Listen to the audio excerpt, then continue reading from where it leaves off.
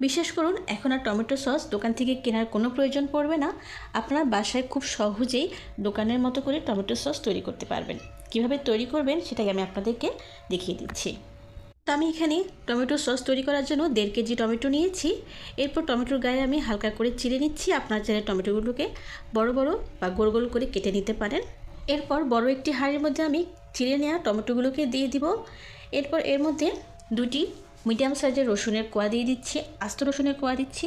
এরপর দিব আস্ত শুকনো মরিচ, শুকনো কিংবা কাঁচা মরিচ যে কোনোটাই ব্যবহার করতে পারেন অবশ্যই, তবে সেটা টেস্ট অনুযায়ী দিবেন। এরপর আমি এখানে স্বাদ মতো লবণ দিয়ে দিচ্ছি। এরপরে 1 লিটারের মতো পানি দিয়ে দিচ্ছি। সসের ঘনত্বটা কীরকম রাখতে চান সেই অনুযায়ী পানি দিয়ে দিবেন।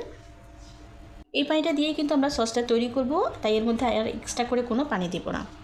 এখন এই সব উপকরণকে ভালোভাবে মিশিয়ে নিয়ে চুলায় বসিয়ে দিব এবং অপেক্ষা করব টমেটোগুলো সেদ্ধ হওয়া পর্যন্ত।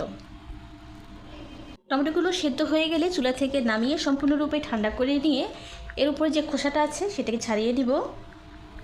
টমেটোর খোসা ছাড়ানো হয়ে গেলে টমেটোর যে পিউরিটা বের হয়েছে সেটাকে একটি ব্লেন্ডারের মধ্যে দিয়ে ভালোভাবে ব্লেন্ড করে নিব।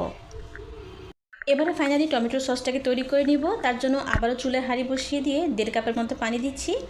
এরপর স্বাদ মতো চিনি দিয়ে দিচ্ছি। চিনিটা কিন্তু আমাদের প্রিজারভেটিভের কাজ করবে। এরপর এখানে এর মধ্যে কিছু গরম মশলা দিয়ে দিচ্ছি। এরপর 1/2 চা চামচ কালো গোলমরিচ এবং সাদা গোলমরিচের গুঁড়া দিয়ে চিনি মিশ্রণটাকে ক্যারামেলের মতো করে তৈরি করে নিব। চিনিটা গলে ক্যারামেলের মতো হয়ে গেলে 1/3 কাপ হোয়াইট ভিনেগার দিয়ে আবারও সব কিছুকে ভালোভাবে নেড়ে মিশিয়ে নিব।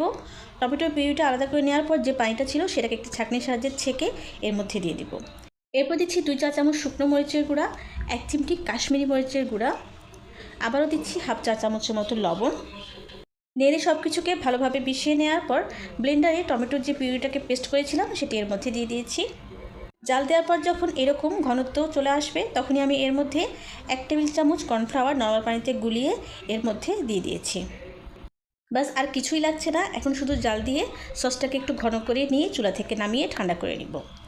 তো এখানে সসটাকে আমি ঠান্ডা করে নিয়ে আলাদা একটি বাটিতে ঢেলে নিচ্ছি। যে কোনো সস সংরক্ষণ করার জন্য কাচের বোতল কিংবা কাচের জারই পারফেক্ট।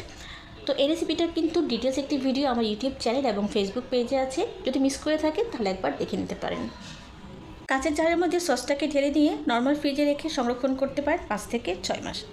তো এইভাবে ঘরে থাকা কিছু উপকরণ দিয়ে খুব সহজে সস বানিয়ে সারা বছর ব্যবহার করতে পারেন।